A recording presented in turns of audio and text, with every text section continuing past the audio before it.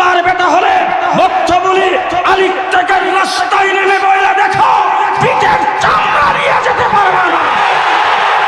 আজকে নাস্তিকার মুক্তাদেরা ভাবতে পারে আল্লামা আহমদ শফি যার ডাকে ৭২ লক্ষ মানুষ হরতাল দেওয়ার পরও ঢাকা শহরে আগমন করেছেন। আল্লামা আহমদ শফি চলে গেছেন। পেপার পত্রিকায় মিডিয়ায় দেখলাম কেউ বলছে তেঁতুল গাছের একটা তেঁতুল ঝরে পড়ছেন, কেউ বলছে একটা জায়গা খালি হয়েছে, কেউ বলছে নাস্তিক মুক্তাদের বিরোধী একজন দুনিয়ার থেকে চলে গেছে। তোমরা তো ভাবতেছিলা শাইখুল হাদিস যখন দুনিয়ার থেকে চলে গেছে তখন তোমাদের পথের কাঁটা দূর হয়ে গেছে। না না, তোমাদের পথের কাঁটা তো কোনো দূর হয় নাই। হাফিজ হুজুর চলে গেছেন, তোমাদের পথের কাঁটা দূর হয় নাই। মুফতি আমিনী চলে গেছেন, তোমাদের পথের কাঁটা দূর হয় নাই।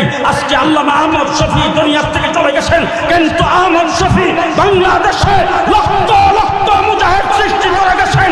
নাস্তিকার মুক্তাদেরা তোমরা ভাবতে পারো আহমদ শফি